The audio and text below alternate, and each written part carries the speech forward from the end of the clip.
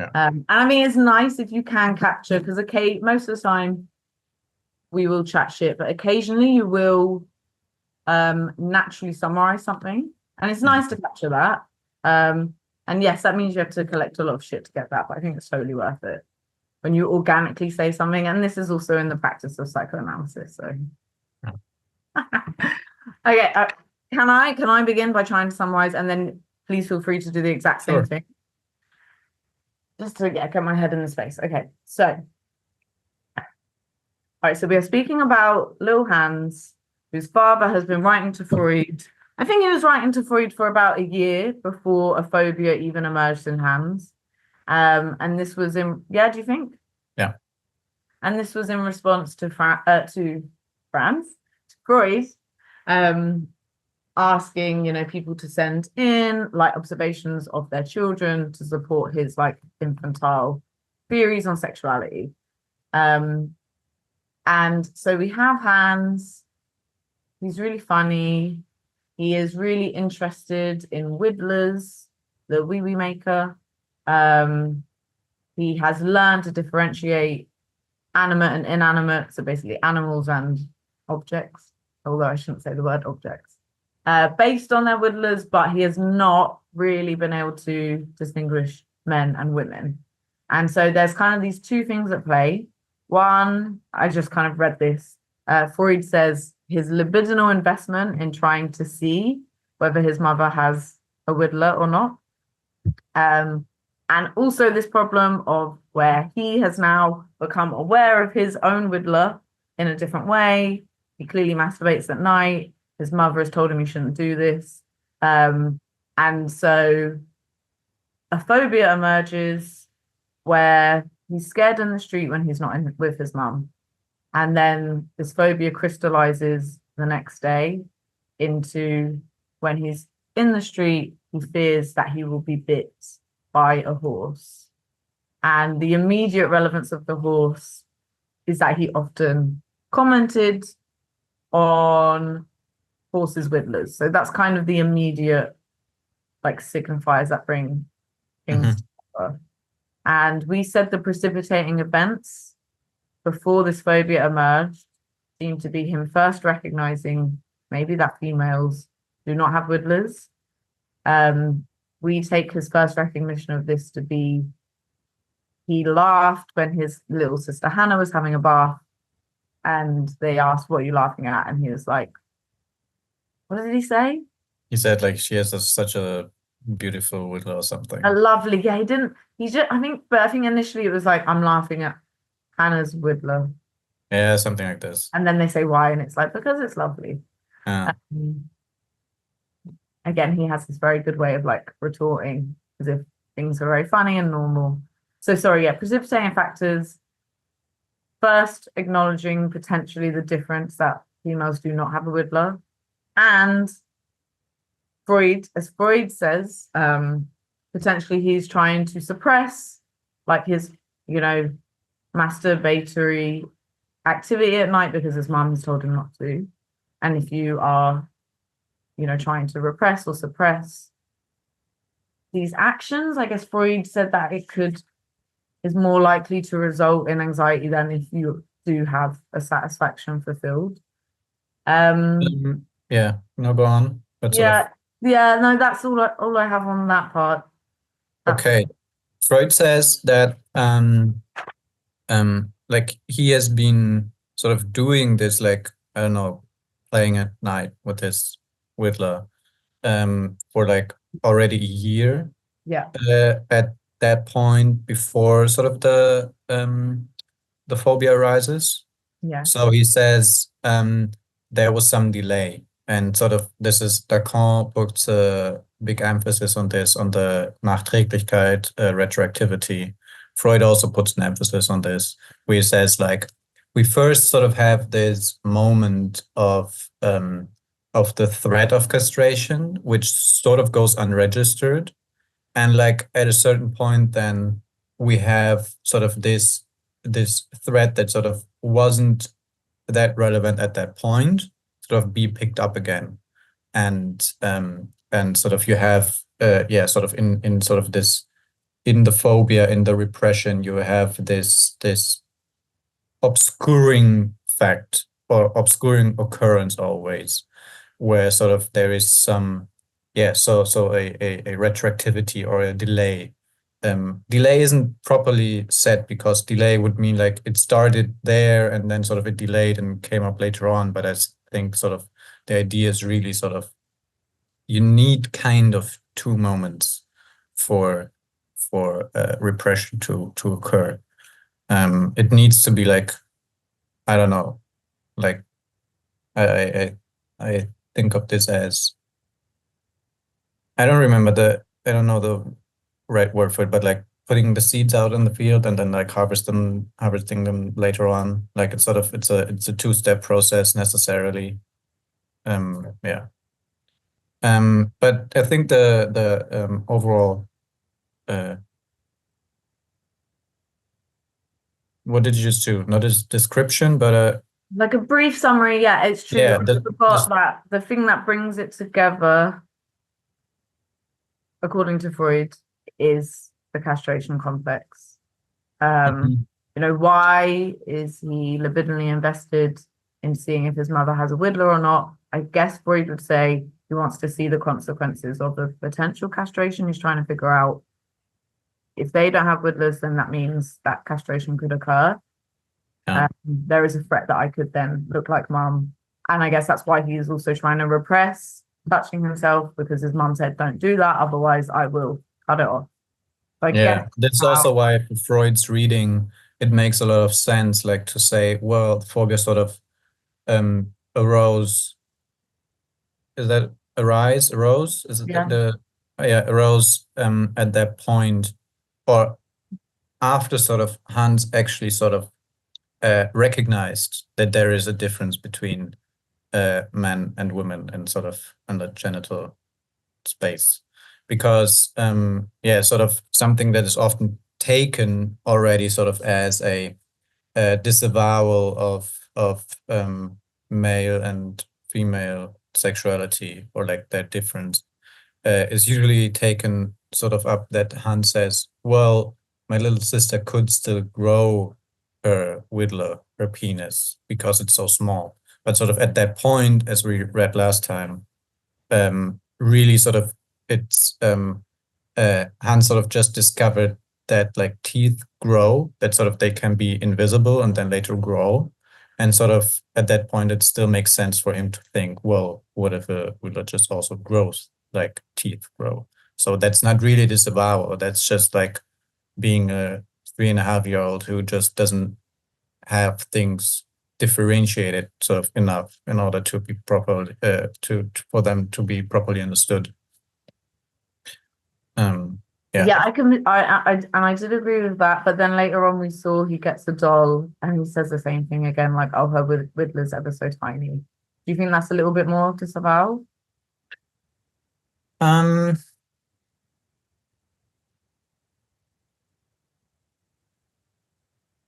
not sure. This could still be him playing with just sort of the fact that Whittlers grow and like get bigger, because he says, well, the horse has a big Whittler, mommy probably not like has a big Whittler because she's as big as a horse. And this could just be sort of him figuring out, well, you know, people or like animate things, uh, people and animals, they have Whittlers. This but doll is like it's a representation, it's a symbolization of people, and like for him to say that sort of I think fits into the theory he has at that point, that sort of every living thing has a Whittler, and like this doll represents a living thing, therefore it doesn't have a Whittler. Oh, it probably will grow a Whittler like his little sister. It is true. He hasn't actually been told yet the difference, like that women do not have Whittlers in the way that he sees them. So maybe we can see after that, we can search in the text for a better disavowal. But yeah, I feel like everything we've said up till now does seem quite nice and fits together with the castration complex. This fear has arisen because, he's figuring out that this could be a possibility. And he is trying to do the thing.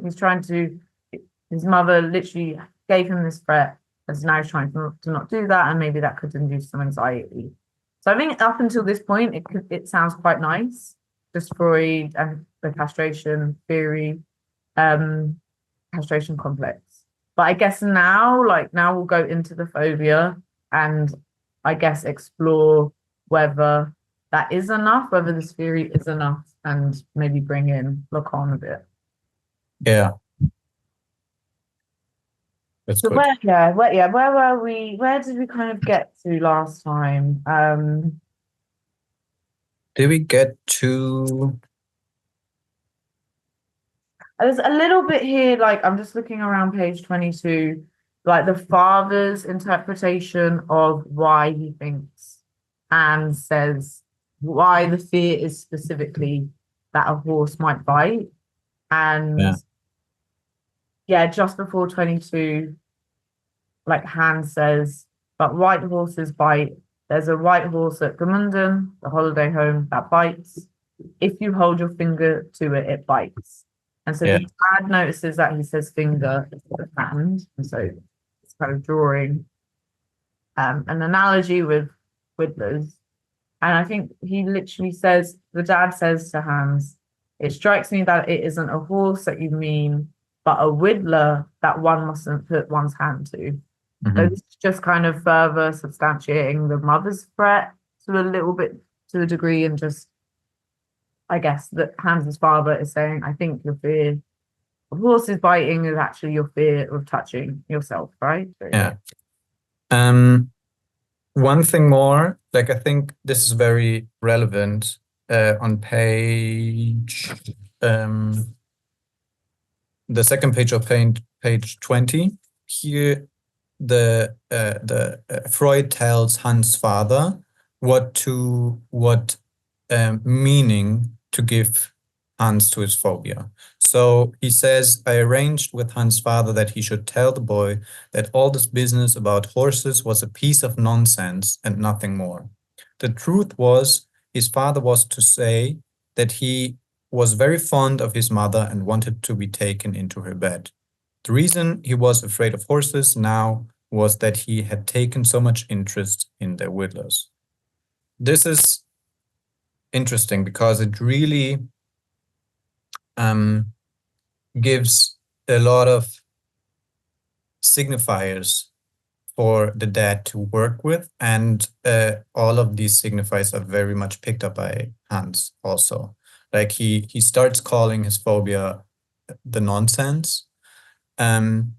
He will question sort of why this has to do with his fondness of for him towards his mother, so he will sort of develop some dreams around this, and sort of, okay, the horses and the whippers, okay, still. But sort of what I'm just trying to point out is that sort of these explanations that Freud gives, they are very much sort of taken up by Hans in order to explain what is going on. And I think that's something we will see a lot in this case study, where there are things said that Hans will then sort of come to pick up on and sort of reuse in his own way. Yes. So here now on page 21, we have a interesting little scene, whatever, where sort of the dad says, I told Hans what Freud told me to tell him, and like afterwards he felt much better. It says, after Hans has been enlightened, there followed a fairly quiet period during which he could be induced without any particular difficulty to go for his daily walk into the Stadtpark. his fear of horses became transformed more and more into a compulsion to look at them. Yeah. So this is there are two things interesting about this. First of all, we don't really know what sort of this enlightenment looked like. So that it's not described further. And a lot of these things that Freud says here, like the dad will actually tell later on to Hans. And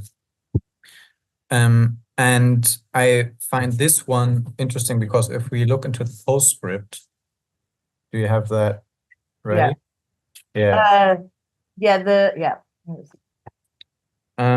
Right. So there's a mark. It's the first mark. That this is the thing that the dad adds at the when the case sort of is already. Oh, right. Go right to the end. Oh, Yeah. No, I don't. I'll listen to you. I do. Okay. So this is the first mark on the postscript. Okay. The remission after he had been given his first piece of enlightenment was not so complete as I may have represented it. It is true that Hans went for walks, but only under compulsion and in a state of great anxiety. Once he went with me as far as the Hauptzollamt station, from which our house can still be seen, but could not be induced to go any further. So this is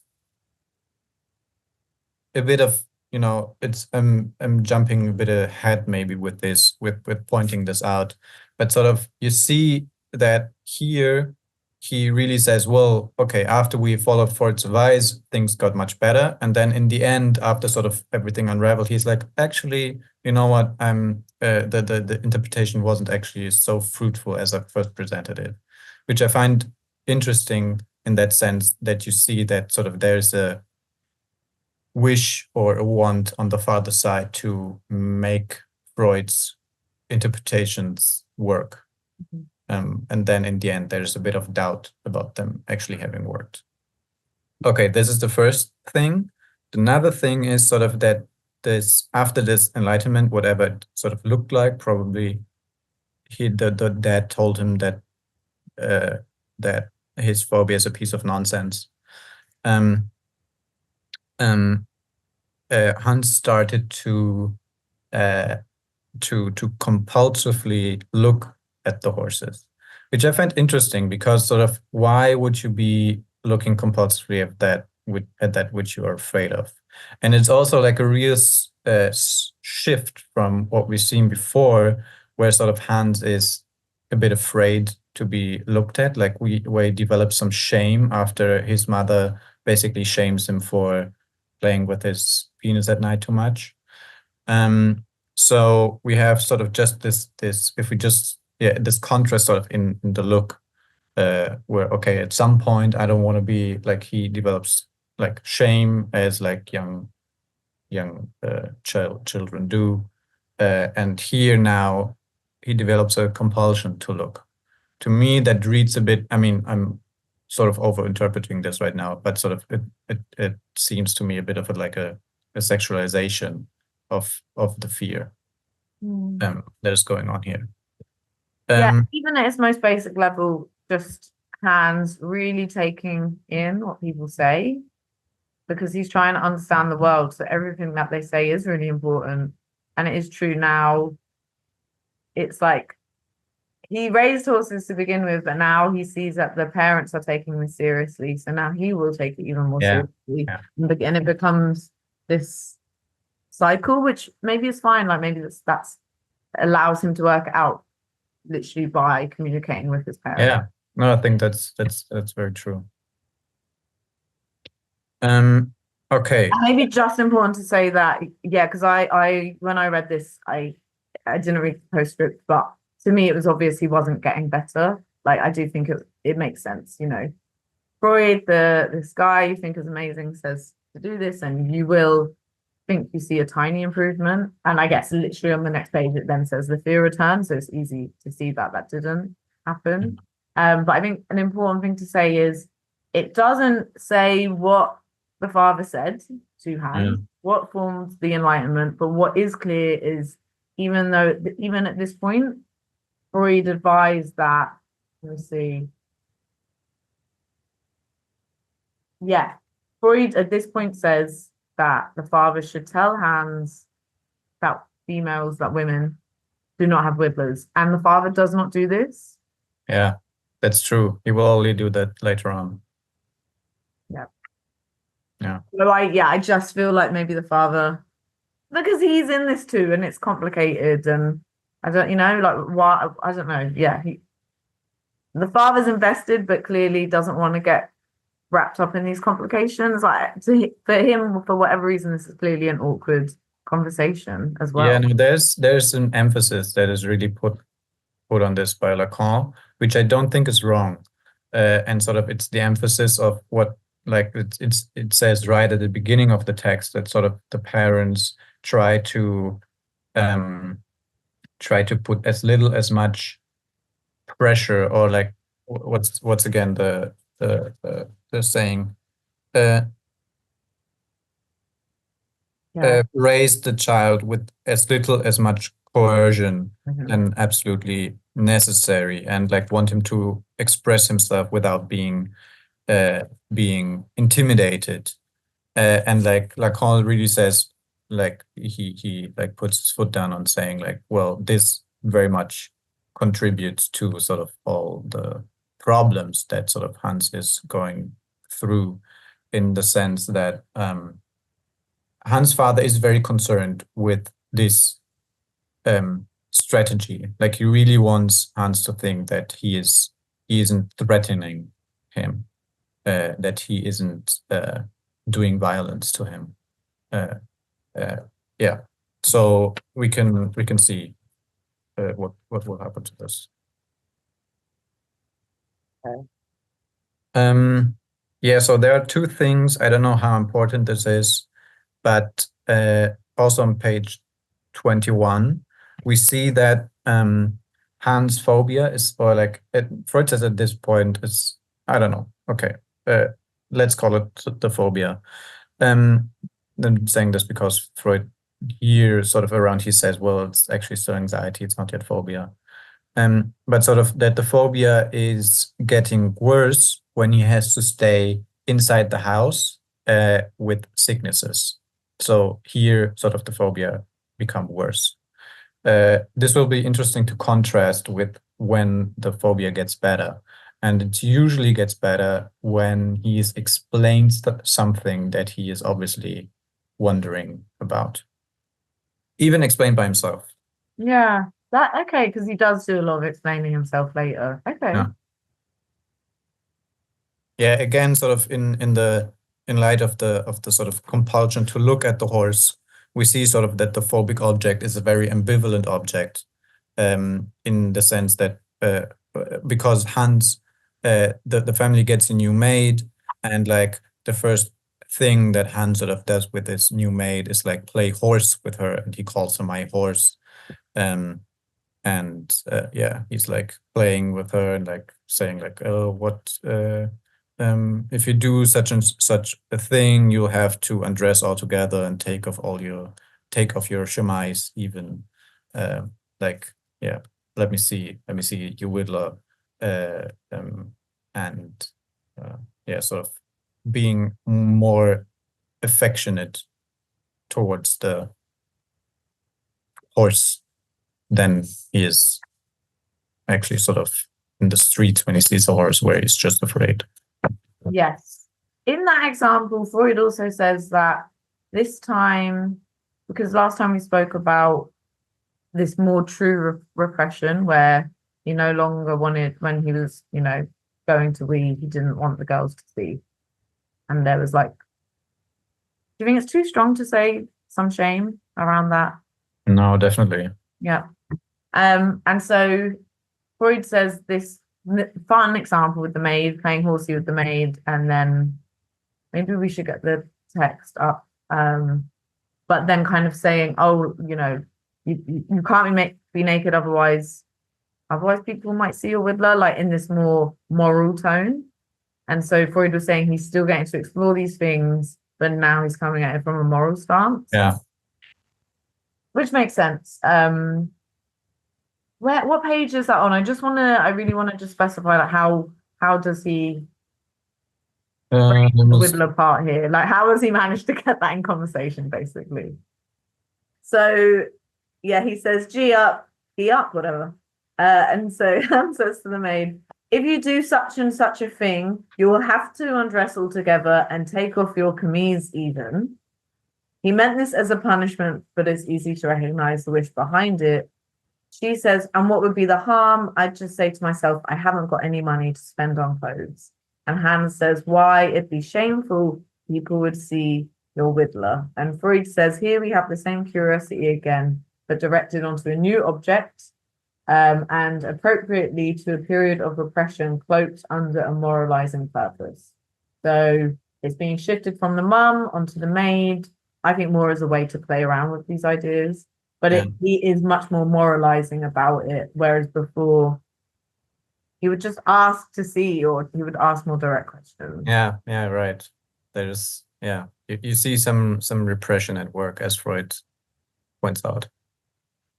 And I think actually this is important to mention, just this line. Where was it?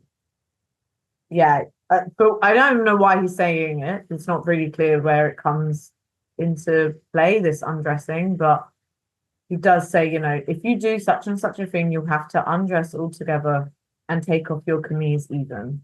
And after this, repeat what you said, the last three words. Camise, and take off your camise even.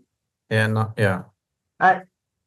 I mean, this is important because very soon he will then have the dream or fantasy about seeing his mother naked in her camise. Mm-hmm. This is playing on his mind a lot. Yeah. Is it called camise? I think so. I think it's a kind of French word, but yeah, I think so. Okay. I'm just a bit disappointed. Oh no, I think you're right. Chemise. Chemise. Okay, it's a bit in the middle. I think chemise sounds much nicer. But okay, all right, we're both right. I like this. Okay, so let's go with the. I think it's French. I don't know. It sounds French. But... No, shit. I completely butchered it. What can you let the robot speak again? Let the robot speak. It's chemise. I'm like the robot speak. Chemise. Chemise. Okay, that's okay. Yeah, it's French, I think. Yeah. Okay. So, on March 13th in the morning, I said to Hans, if you don't put your hand to your Whittler anymore, this nonsense of yours will soon get better. And Hans says, but I don't put my hand to my Whittler anymore. And the dad says, but you still want to. And Hans says, with emphasis, yes, I do. But wanting's not doing, and doing's not wanting. This is, I think, relevant because it's, again, like what Hans is discovering throughout this case is differentiations that make things easier for him. And this is clearly a differentiation that is important to him. And it is an important differentiation. Like, it is the difference between like fantasizing about something and doing something. That's like it's a big difference if you like fantasize about something or actually do something. And we see like then later on, or like on the same day, that the dad says his spirits were visibly raised, and in fact he was much less afraid of horses and was fairly calm when vehicles drove past. So this is something we will see again and again, where like a explanation by the dad, by Freud, or by himself will reduce the anxiety he's experiencing and the phobia. I think this is really nice. I think the way you described it, because I feel like this is a really important statement. Wanting's not doing and doing's not wanting. And I think you described why it's important, because it is a differentiation and a really mature differentiation. This is a differentiation that even adults struggle with. Yeah. And you're right that it is overlooked. I totally overlooked this. And the father does as well. The father says, oh, Hans seemed a little bit better after this, but not because Hans came up with this differentiation. The father thinks that he's a little bit better after this because the father proposes, oh, I'll give you this really tight bag to sleep in, and then you won't be able to touch your Riddler. And the father thinks this solution is what makes Hans happy. But yeah, I think maybe what you say is better. Yeah. And then like on the next day, or like the second next day, the dad gives him the explanation now, truly sort of the part of the enlightenment that he hasn't given him before, where he says, well, your sister doesn't have a Whittler, and your mommy doesn't have one, and Anna doesn't have one. So he basically tells him like women don't have Whittlers, like boys and men do. And then like he's first like a bit startled by that and says like, but like how do they whittle then? And yeah, so this again, like the dad first says, well, he's in high spirits, then he's in low spirits again. So you clearly see how this is maybe again sort of as a explanation, or like maybe not so much it works as an explanation, but just like as putting something into words that Hans was previously aware of, but sort of hasn't been said out loud at that point.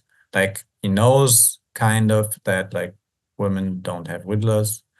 But like here is the first time that someone, the dad, actually tells him this, which he very much suspected or knew before. And like he struggled with this. Like he's happy, he's a bit he's sad.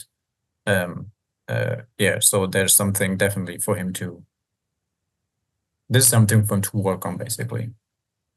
I think that part is interesting, that Hans knew that this was coming, but this is the first time it's being put into words. You would think this would assuage, like this would reduce this castration fear, if you really took this on to be true. Potentially not. I'm trying to think through why it didn't work, because it didn't work. Like, although it has a temporarily alleviates his symptoms, then the next night it comes back very strongly with this dream of his mother having a Riddler, essentially. Yeah. And so I don't know, I'm just trying to compare Freud and Lacan's explanations here, and whether that should have been enough if we're just basing it on Freud's explanation. I don't know, I guess finding out that they're different still doesn't say how that's come to be. I guess the castration fear could still be there. But yeah, it's interesting that, so let's see. The next morning he woke up in a fright at about 6 o'clock. When was asked what was the matter, he said, I put my finger to my Riddler just a very little.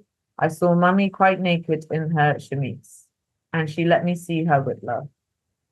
I showed my Greta, what Mummy was doing, and showed her, I think Greta, my Riddler. So this part is bringing in more Lacan, because the fact that he has this contradiction in his statement where Mummy is quite naked in her chemise. How can she be naked when she has clothes on? He later says her chemise was so short that I saw her Riddler, but it really is at the edge of the edge of the shirt. He's seeing it and not seeing it. And this falls into Lacan's theories of like fetish. I think, Lacan's theories. Mm-hmm. I don't know, but just before we go into that, I guess it's at the very least, on the simplest explanation, showing that he is not really incorporating what his dad is saying, right? Yeah. No, I think your point is very good. because what we see again here in this moment you just highlighted is that you see Hans' differentiation at work between like fantasy and reality, because the dad will make an interpretation on the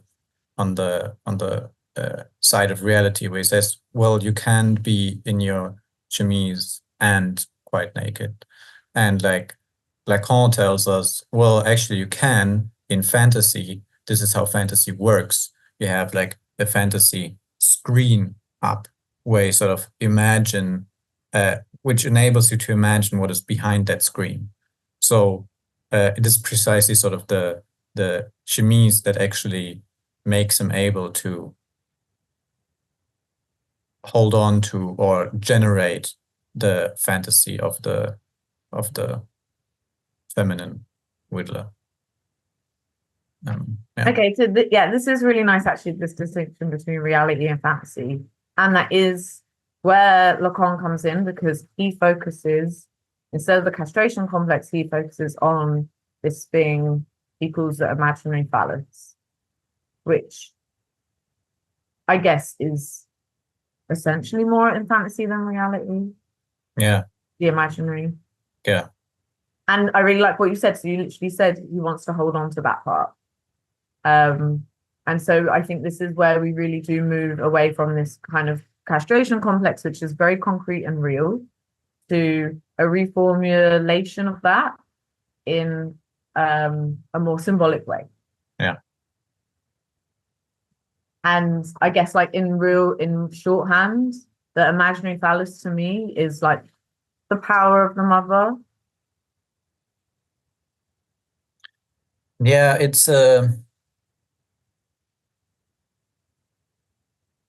to me it's a difficult concept, because it does have to do with your body image, with your ego image, but it definitely sort of is that which the mother desires beyond you, but sort of in a sense that like this, I think the important distinction between the imaginary phallus and the symbolic phallus is that the imaginary phallus is not hollowed out. Like hollowed out in this sense means that it cannot be properly filled up, which sort of with the symbolic phallus. The symbolic phallus sort of is lack. It is sort of the covering over of lack. It is sort of the incorporating of lack. And the imaginary phallus, I think this is sort of what Lacan is telling us, that sort of with the imaginary phallus, there still is the idea of, if the other, in this case the mother, would be provided sort of with the imaginary phallus, she would be whole again. She would be non-lacking. And I think that is out of the door with the symbolic phallus. And sort of this is what Lacan tells us in Seminar 4, is like Hans, well, struggling with sort of this step into the symbolic,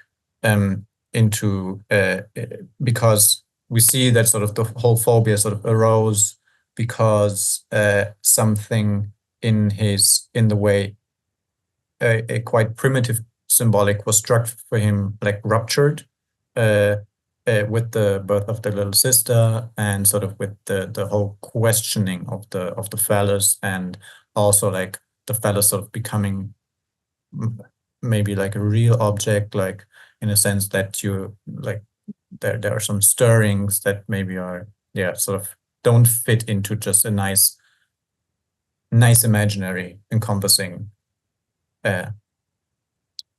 picture.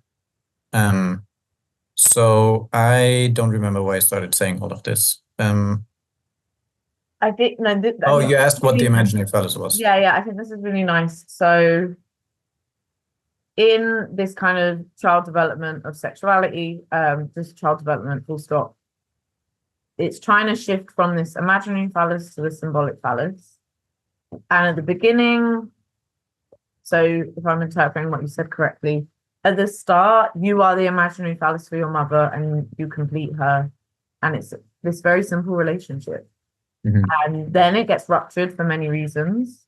Lacan says these elements in the real. So his little sister entering the world, him also becoming more aware of his own penis and like those feelings and how do they become incorporated into this relationship.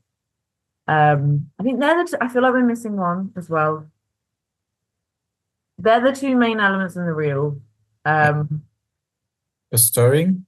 Did you already say that? Yeah. I feel like I already said that. Sister stirring. And well, I guess those two things, he's trying to reconfigure this relationship with the mother. So you have to then hard to not say the words, but yeah, to shift from the imaginary phallus to the symbolic phallus, you then do have to incorporate this lack in the most simplest way. I think that could, in the most simplest way, can that mean just incorporating the fact that you are not enough for your mother and she desires things other than you? Is that incorporating her lack? Sort of, yeah. And yeah, I would say so. But yeah, okay. And maybe in this fantasy, in this dream that he's having, the mother seeing her Widler, is it kind of still trying to hold on to this old imaginary relationship where she does that? Yeah, I think it's definitely like it's a struggle with it.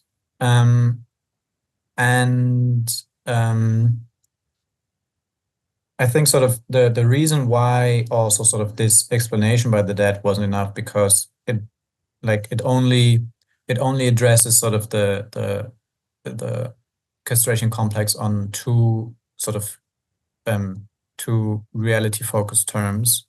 And one thing that like Hans asks throughout the whole case is like, where do babies come from? What and this also means like, where do I come from? What are the conditions for my mother to give birth to me, basically? And this is at this point utterly unanswered. Like he doesn't know anything about that yet. And at the end of it, he will have a explanation that is fine for him, but which Lacan tells us is a perverse explanation. Yeah, okay. And I guess we'll get onto that, but I guess we can like foreshadow it by also saying that the fetishist solution is it to uphold the imaginary phallus? Is that going too far? I mean, this is usually what is said.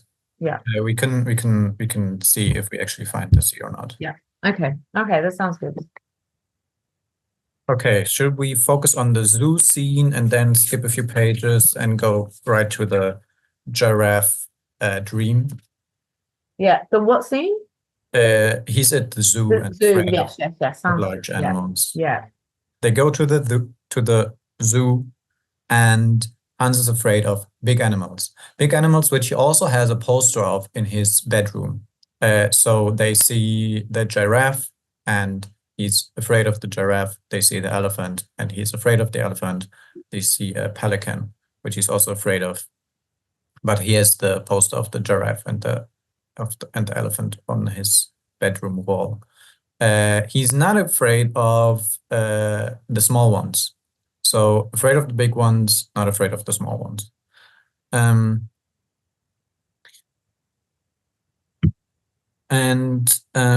The dad says,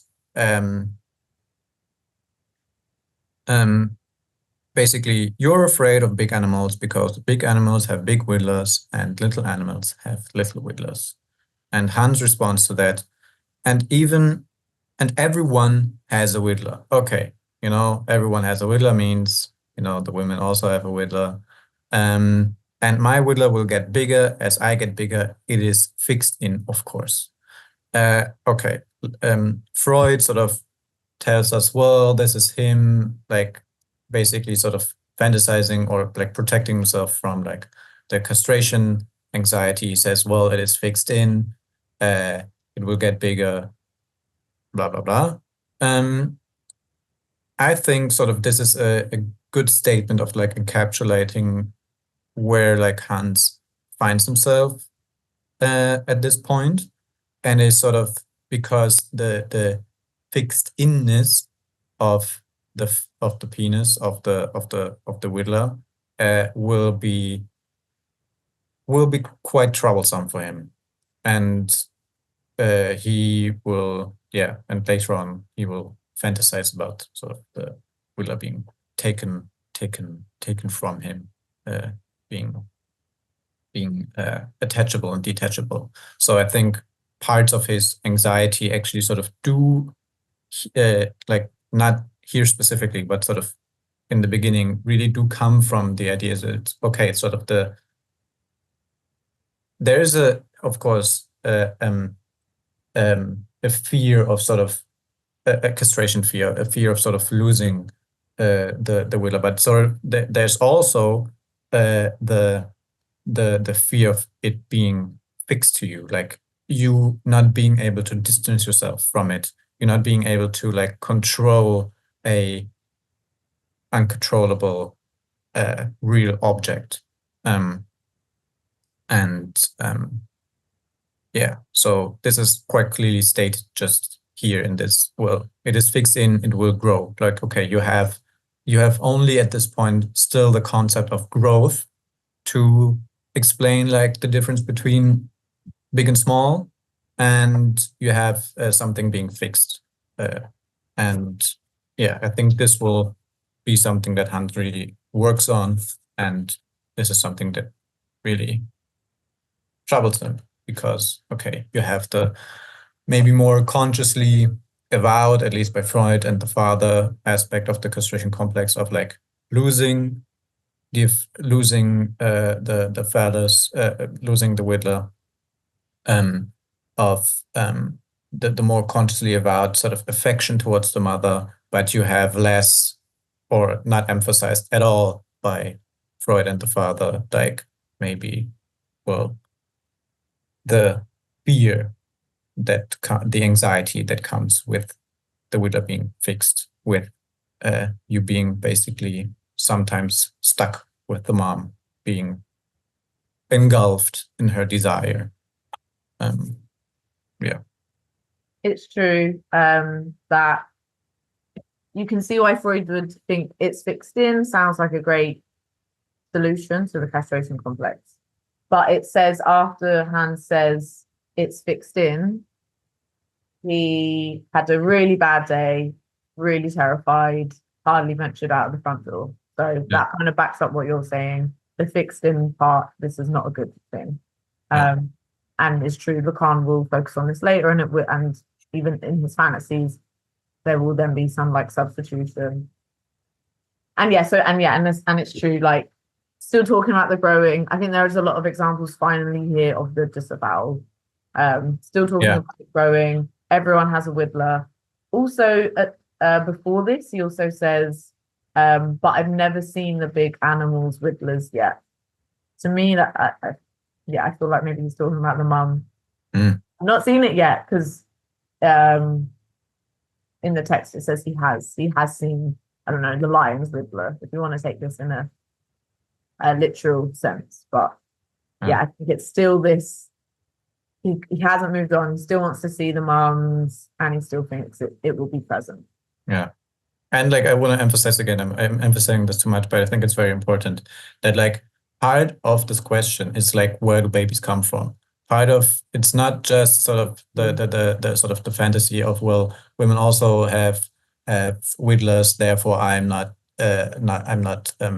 in danger of losing mine. This is a part of it, but sort of another very important part of it is that Hans like said when his mother was giving birth, and he didn't witness the scene himself, he only witnessed some blood-stained towels or something, and he said, well, blood doesn't come out of my whittler. And like he's very aware sort of that the whittler is somehow connected to the act of childbirth. And yeah, so I just want to say that again. I agree. I think that line was so key when he's making a parallel, but blood doesn't come out of my Riddler. Yeah.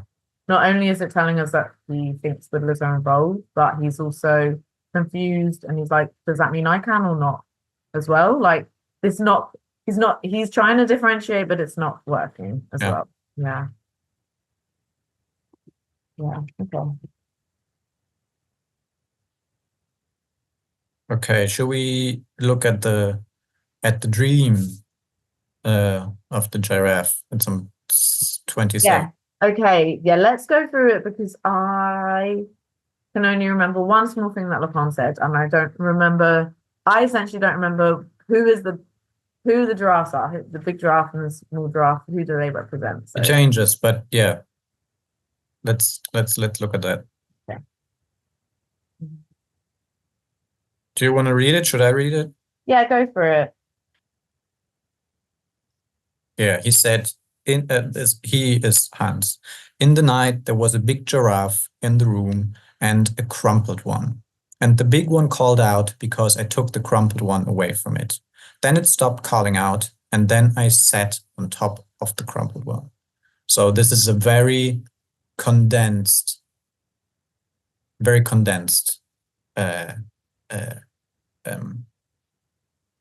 what is this? A dream. It's a very condensed dream. Well, I think it was a fantasy, actually. I think most of the reports are fantasies. Yeah. And then the dad is like puzzled and asks, what is a crumpled giraffe?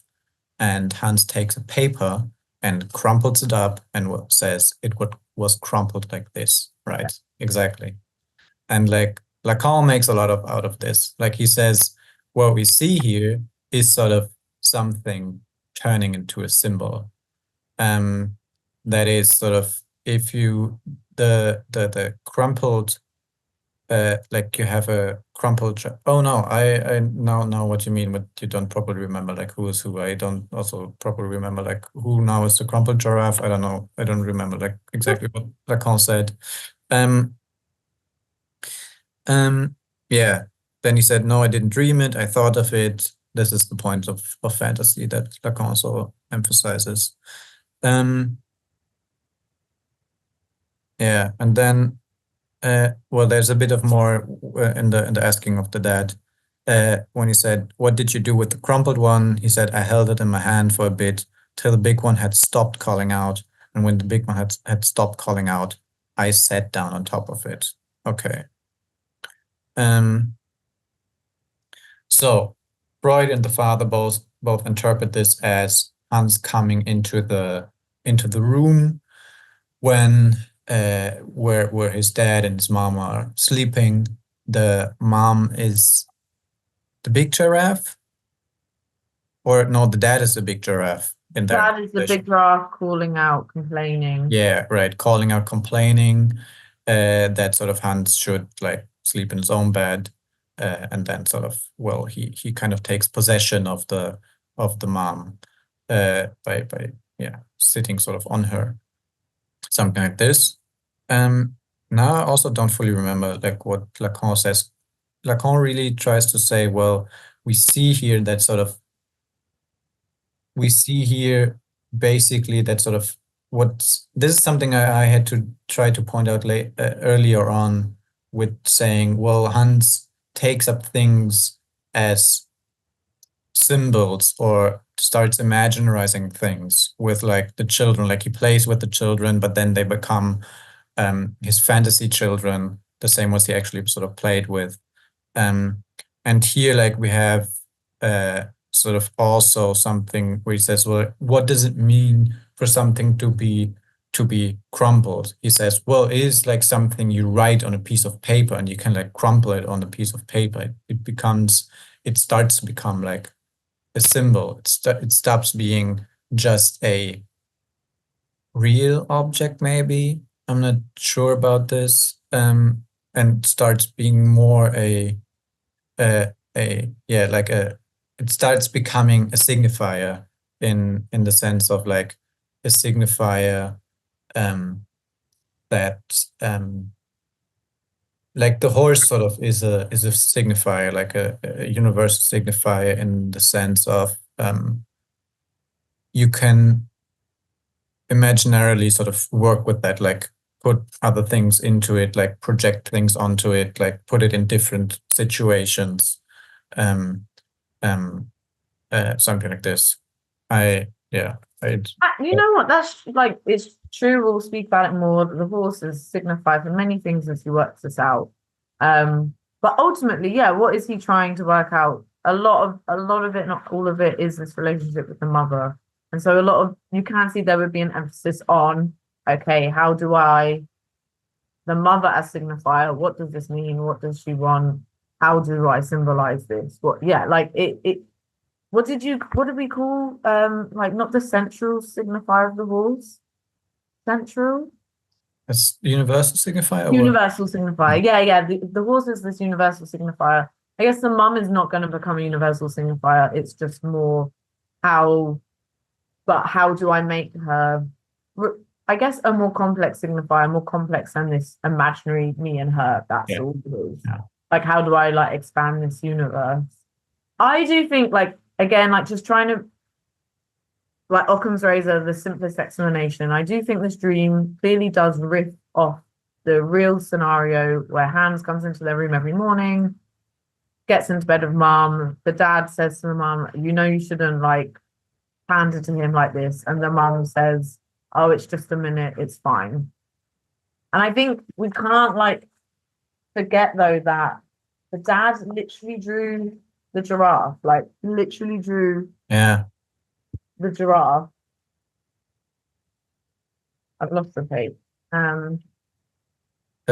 27 in the middle, he says, like, he quickly fetched a piece of paper, crumpled it up, and said it was crumpled like that, like this, like that.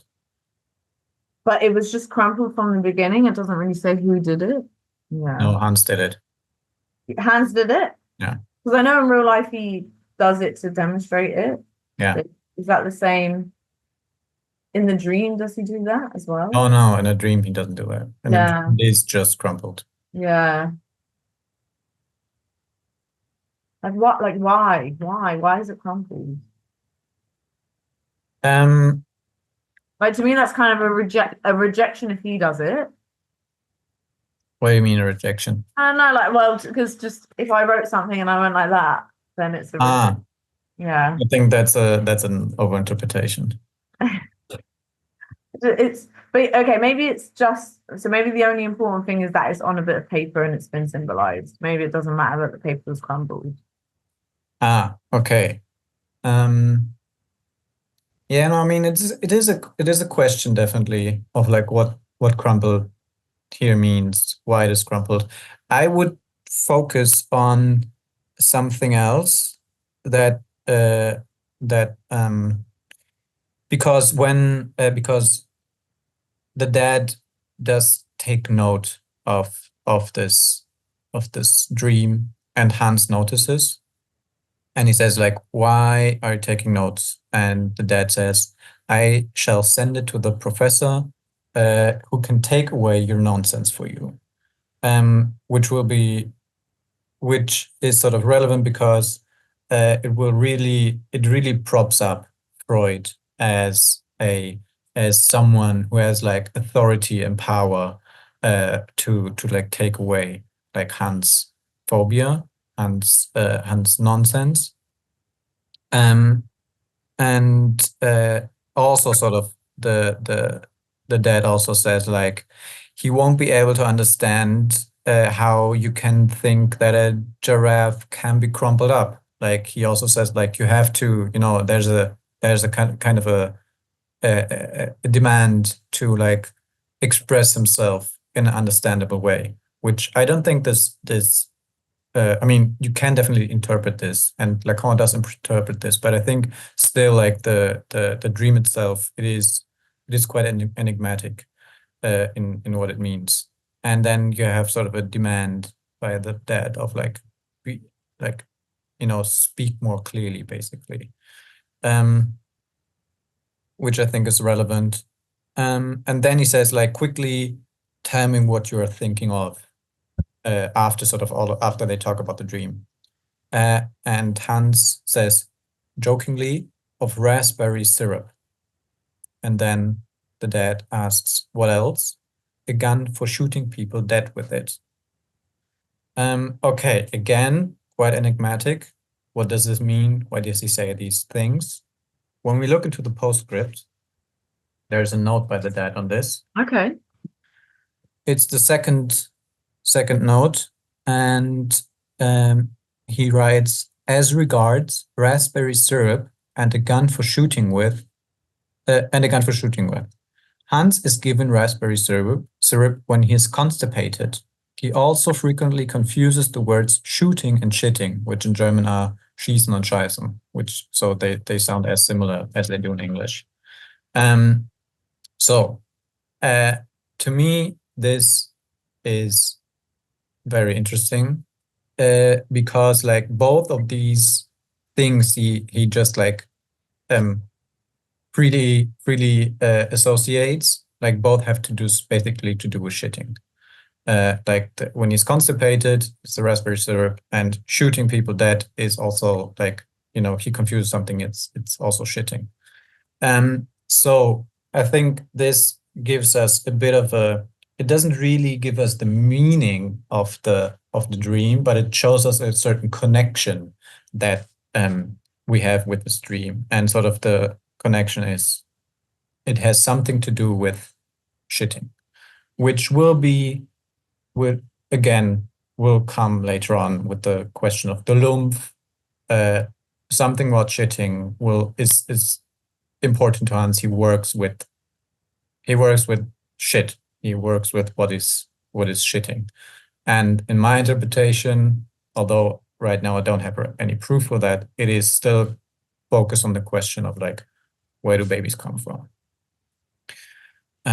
Like Freud says this at some point in the case later on, I think, where like he says, well, children do sort of fantasize about like about babies sort of coming out of the asshole, a baby being shit into life, and so I think, yeah. So to me, although Lacan gives us a nice interpretation that I cannot remember, there is something in this dream that is right now unavoidably enigmatic and sort of cannot properly be resolved.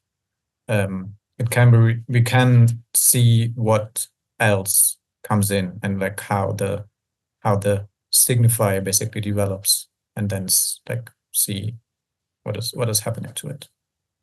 Okay, let's see, because I know the next part that we're going to read talks about Lumpf, his word for shit, a lot, and I actually have already written it off in my head. I'm like, oh no, we're just going to read the next part and it's just about shit. But so like I will try and actually think about it. It is interesting what you say. He's really trying to figure out the childbirth, and it seems like it could be through either place, through the Widdler or through shitting. So we can like think about that, where he's at this point. I think it was Widdler, oh, I don't pass blood through Widdler. So maybe in the next part it might start shifting. So yeah, I will keep that in mind. I think it would be nice as well to remind ourselves of what Lacan said about the crumpled giraffe, because from my memory, Freud has interpreted big giraffe as dad, crumpled giraffe as mum, Hans sits on mum, just like Hans gets into bed with mum. I think Lacan, I just remember being surprised because I think this makes sense. And I think Lacan switched it around. And I think he said, I'm guessing the big giraffe was the mum, and I can't remember why. Mm-hmm. Are you having a look now? Yeah, I'm gonna see if I'll get my notes as well. Okay, then I'm just gonna screen share and. Yeah, please. Yeah, please. That's much better. Yeah.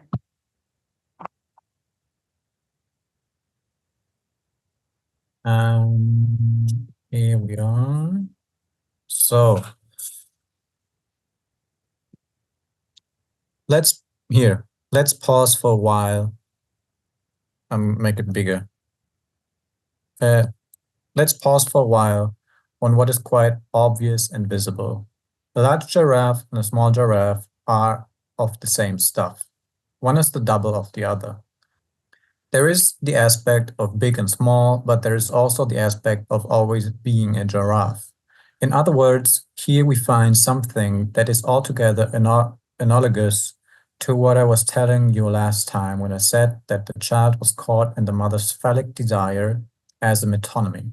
The child is the phallus in his totality.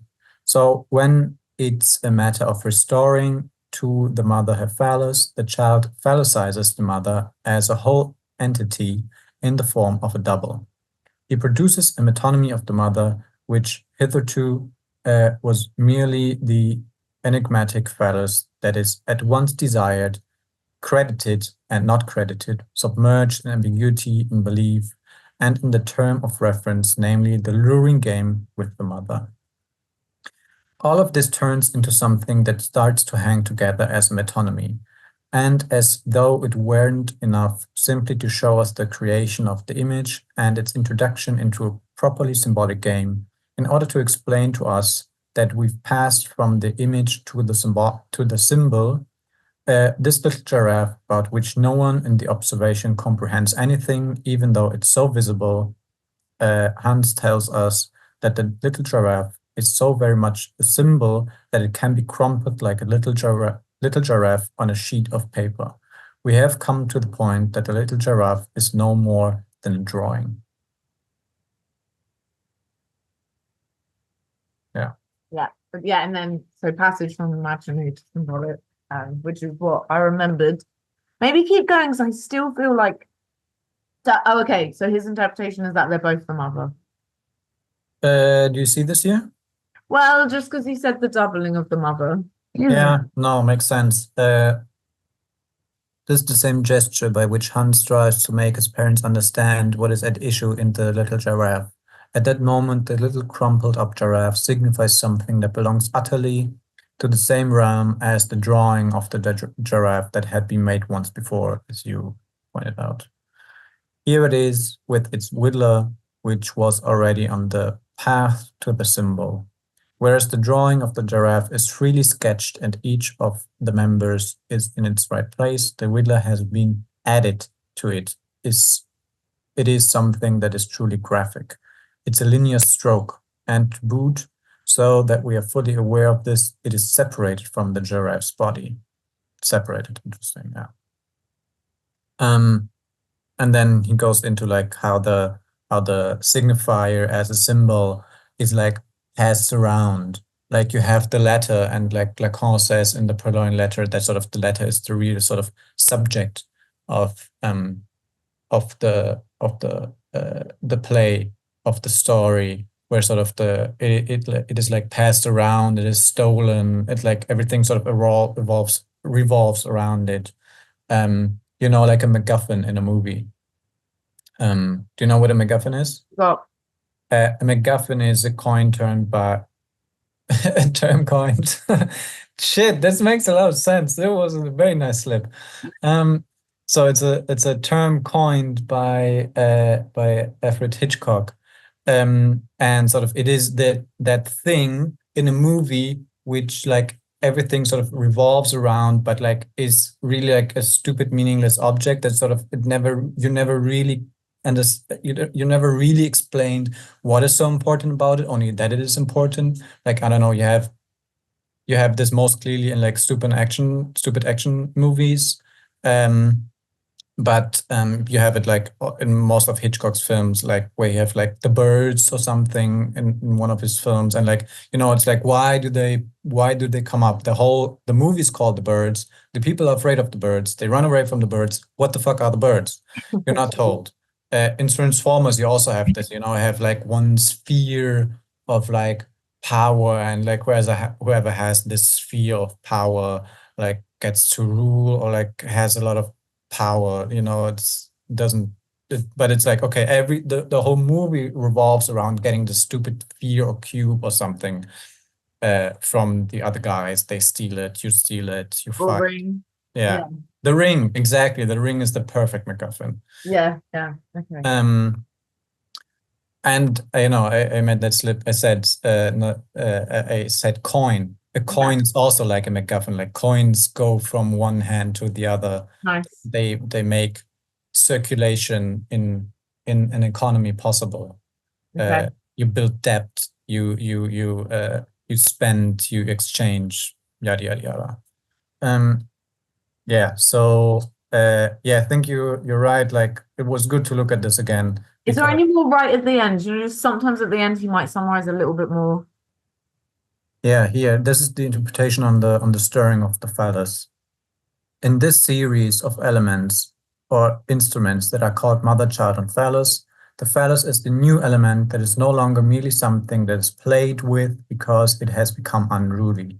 It has, if it may be expressed like this, it whims and fancies.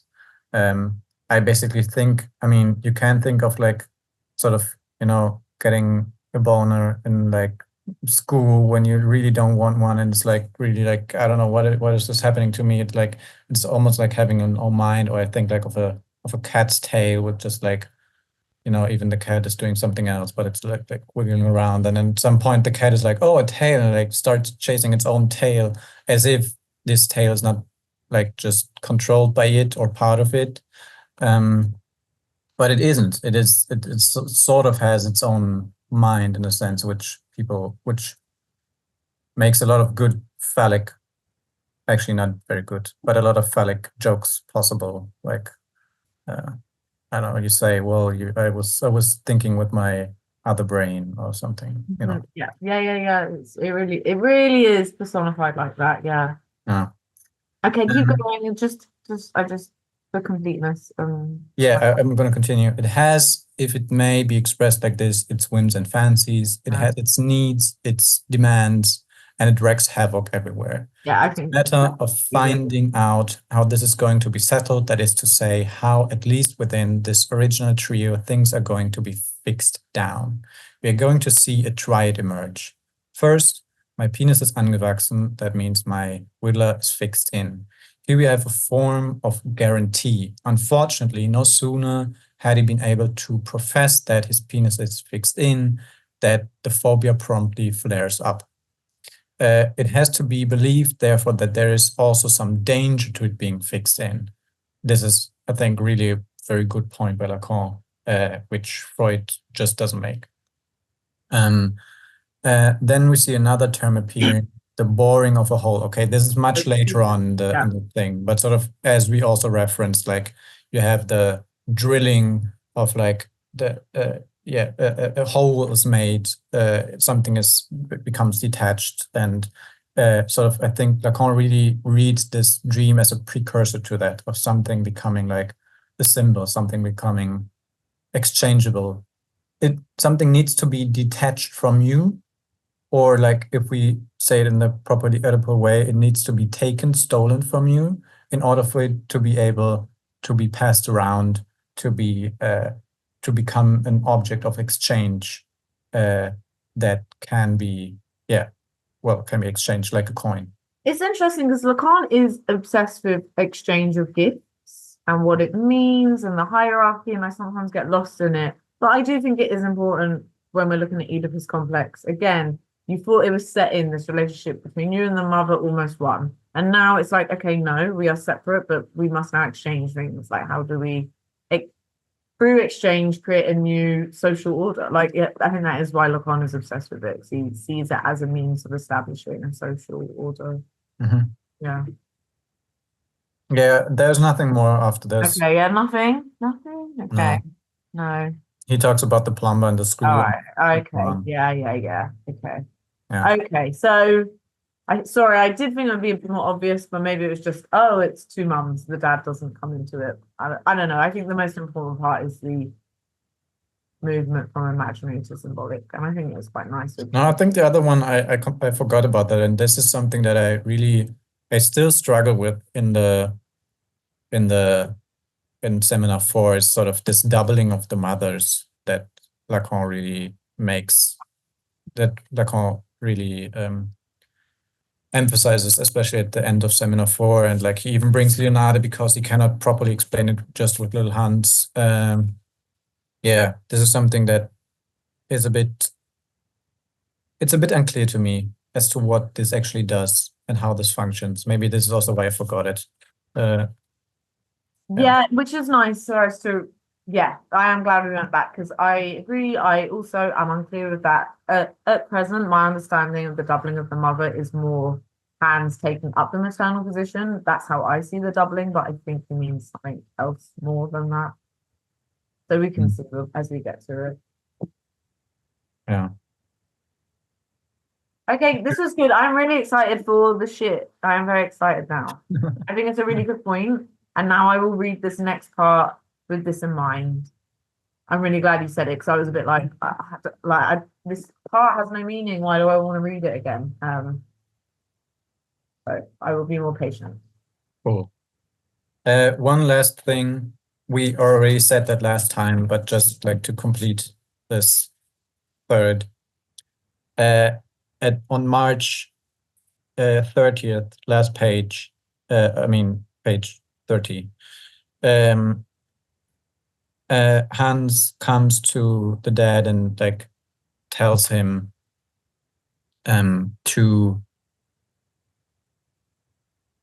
this is actually important. The day before, the dad goes with Hans to Lines, which is where the grandma lives. They always make these trips to the grandma, sort of each weekend. And they leave. Dad tells to the mom, "Goodbye, big giraffe," and Hans is asking like, "Why giraffe?" And then he interprets, "Mommy is the big giraffe." I think this is relevant because even without asking if this is the right or wrong interpretation, it is an interpretation, and as such, it has value to Hans. He said, "Mommy's the big giraffe." I replied, to which Hans rejoined, "Oh yes, and Hannah is the crumpled giraffe, isn't she?"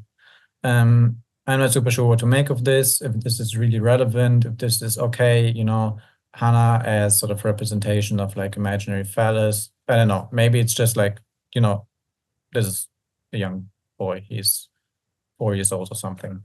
I don't know if that, I don't see a significance in that, but maybe it's just that I'm missing the significance of this.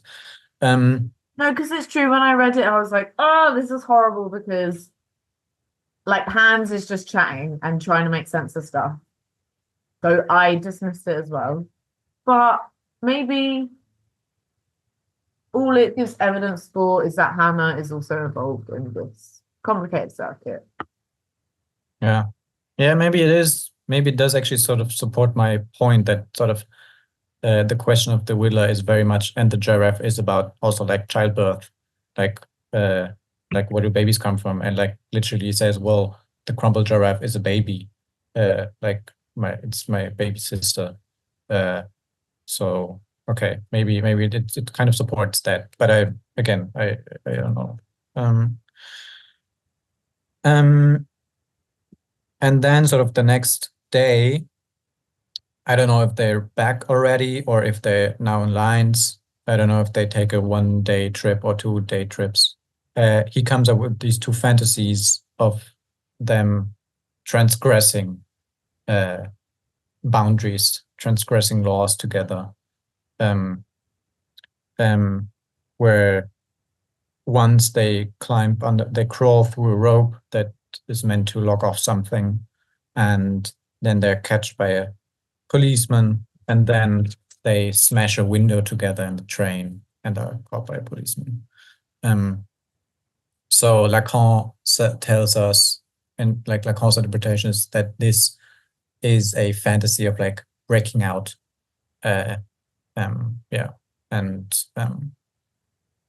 Well, then you can ask, what is Hans trying to, like, why is there need? What is there to break out of if this is a fantasy of breaking out? And this we might answer in the next one.